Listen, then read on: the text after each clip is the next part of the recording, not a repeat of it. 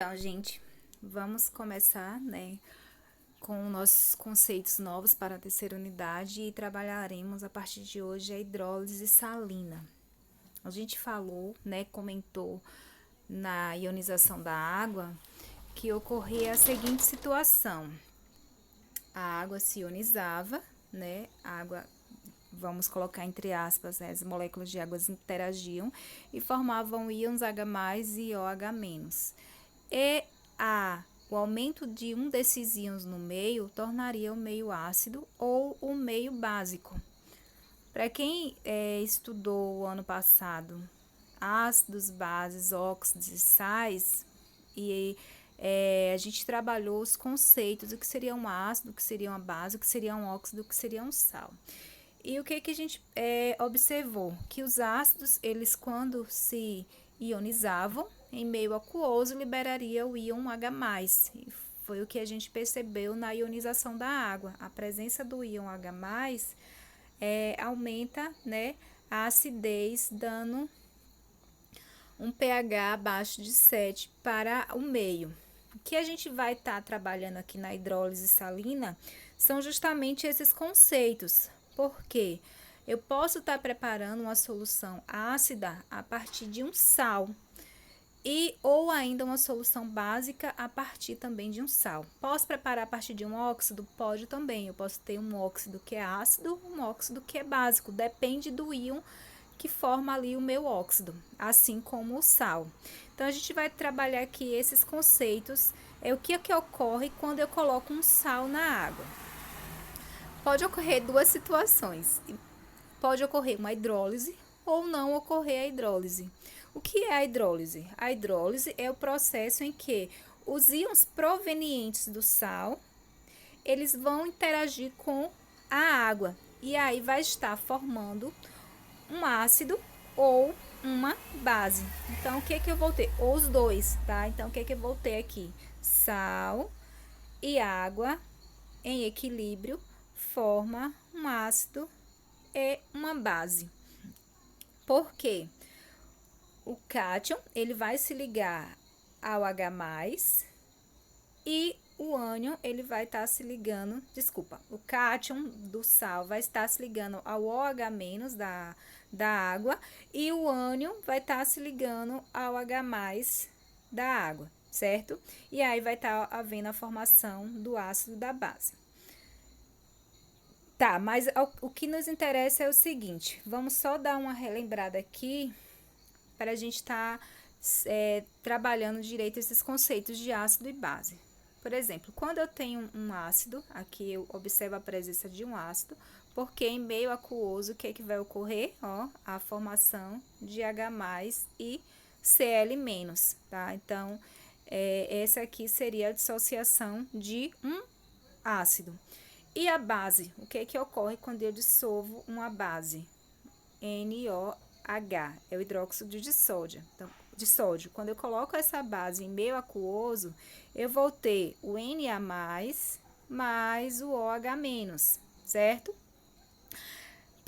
Mas o que acontece se eu, então, misturar o ácido com a base?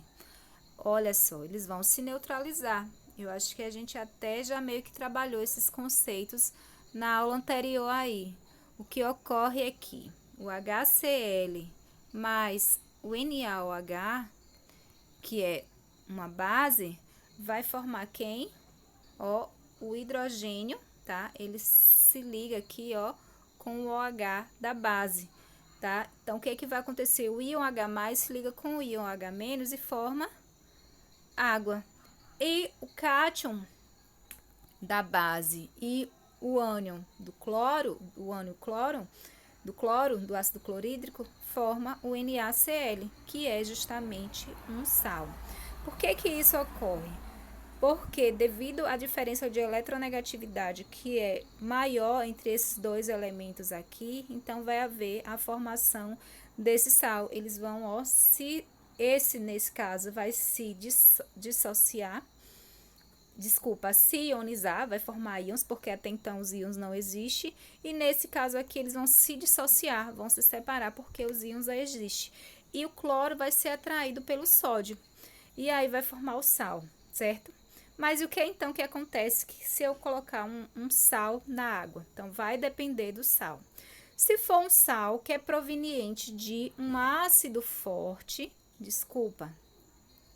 de um ácido forte e uma base fraca, o que vai ocorrer é o seguinte, eu tenho aqui, ó, o Al2SO4. O Al é proveniente de uma base, que é o hidróxido de alumínio, uma base que é fraca. E o sulfato é proveniente de um ácido que é forte, que é o ácido sulfúrico. Então, o que é que vai ocorrer?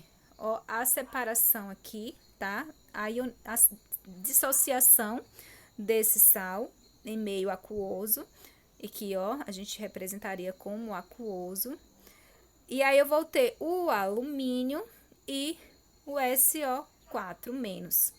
Só que a gente tem que lembrar que a água também se ioniza, formando H+ e OH-, não é isso? E dependendo aqui da eletronegatividade entre esses compostos aqui formados, entre esses rios formados, nesse caso, o que vai ocorrer é o seguinte, eu vou ter a base sendo formada, certo?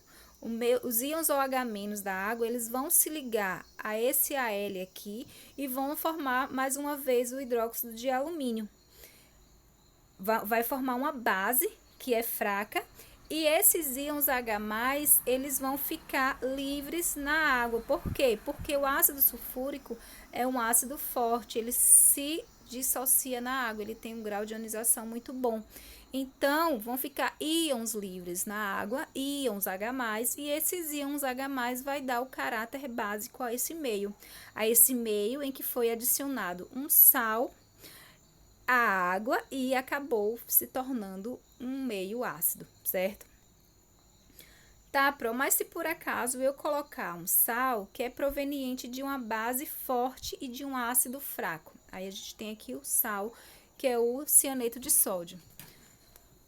O que é que ocorre aqui? O sódio, ele é proveniente do hidróxido de sódio, que é uma base forte. O sódio aqui, ó. E aí, ao colocar o cianeto no meio aquoso, o que vai se formar é NaOH e HCN, um ácido fraco. Porém, como isso aqui é uma base forte, quer dizer que ela se dissocia bem. Então, vai ficar livres no meio aquoso íons OH-. Nesse caso aqui, não é um ácido forte. O ácido forte, ele se dissociaria bem. E eu teria íons H+ no meio, mas não é o caso. Nesse caso, é a minha base que é forte, ela vai formar íons OH-. Eu botei íons de OH- no meio. E aí, o meu meio, que antes era neutro, né? Vai haver a formação de íons OH-, tornando agora o meio básico, tá? Por causa do meu sal, que foi proveniente de uma base forte.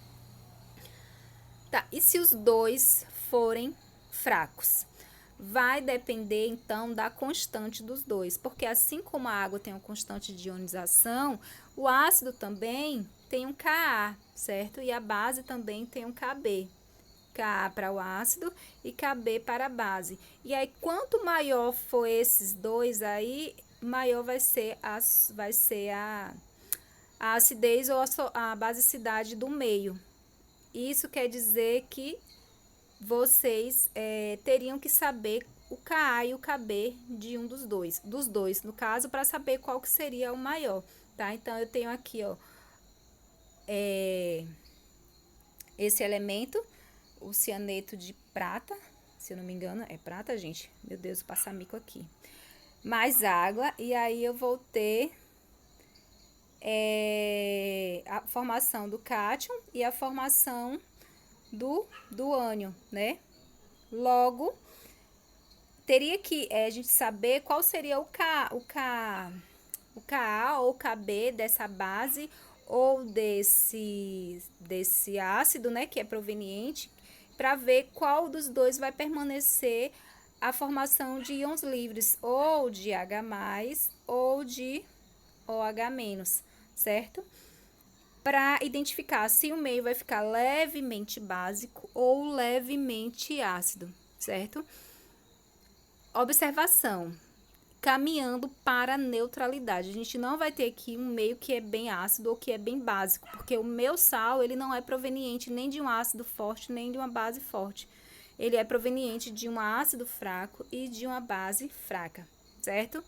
E aí, dependendo do quão mais forte é um dos dois, o meio vai se tornar o que ele for, certo? Ou ácido ou básico.